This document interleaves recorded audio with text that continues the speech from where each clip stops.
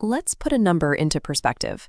The entire annual budget for the government of India, funding everything from defense to infrastructure for over a billion people, is roughly 48 to 50 lakh crore rupees. A single jewelry company, Rajesh Exports, claimed to generate nearly a third of that amount, reporting a staggering 15 lakh crore rupees in revenue over a 5-year window. But the internal logic falls apart under scrutiny. Despite claiming astronomical sales, the market values the entire company at just 3,200 crore rupees, with reported profits of a microscopic 300 to 400 crore. This massive gap between reported revenue and actual profit points towards an impossible equation, a financial mirage hiding in plain sight. The market regulator, SEBI, eventually stepped in to investigate.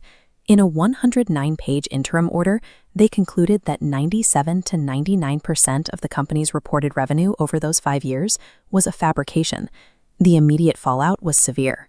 SEBI banned the company's promoters from trading in the securities market, while a full forensic audit began. The impact of this investigation reaches far beyond the corporate boardroom because of the company's major shareholders. Public records reveal the Life Insurance Corporation of India, the nation's largest manager of public savings, held a massive ownership stake during the exact years these revenue figures were being reported. This scale of deception was built on a legitimate foundation. In 1989, Rajesh Mehta used a 12,000 rupee loan to build a very real, physical jewelry manufacturing empire out of Bengaluru. A major turning point occurred in 2015 when Rajesh Exports executed a $400 million acquisition of Valcambi, the world's largest gold refinery located in Switzerland. Buying Valcambi instantly placed the company on the Fortune 500 list, providing a layer of international prestige that discouraged closer scrutiny for years. This pristine global reputation served as the cover for the accounting irregularities that would eventually surface in SEBI's audit. SEBI's investigation outlines exactly how those figures were inflated. The core mechanism involved misrepresenting basic processing fees as the total trade value of the gold itself. This flowchart illustrates the alleged deception. If a company processes 1 lakh rupees worth of gold for a 1,000 rupee fee, legitimate revenue is 1,000 rupees. Rajesh Exports allegedly claimed the entire 1 lakh block as their own revenue. Investigators also identified round-tripping, where invoices are continuously passed between related entities to artificially inflate sales numbers without any real economic activity. Money and gold invoices were allegedly shuffled in a closed loop, bouncing between shell companies, the Swiss subsidiary, and claims of investments in African artisanal mining operations. The most damaging allegation from SEBI involves direct diversion of funds. Large sums of company cash were allegedly moved into the personal bank accounts of promoters Rajesh and Siddharth Mehta without proper board approval.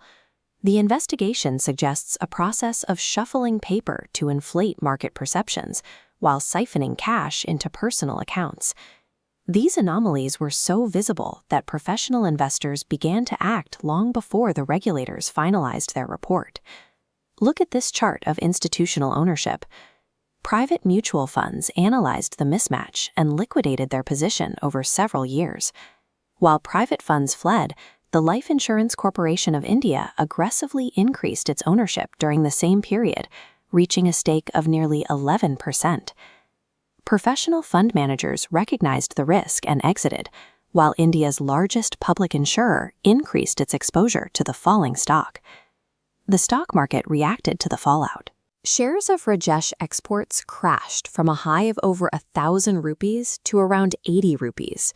Rajesh Mehta has denied the allegations, characterizing the SEBI report as an interim order that will be contested. However, significant amounts of retail and public wealth have already been lost. For 5 years, the system's primary gatekeepers, including statutory auditors, credit rating agencies, and the company's board, failed to act on these glaring discrepancies. The collapse of Rajesh Exports' reported revenue serves as a warning. Blind trust in established brands or government-backed insurers can be a costly mistake for retail investors.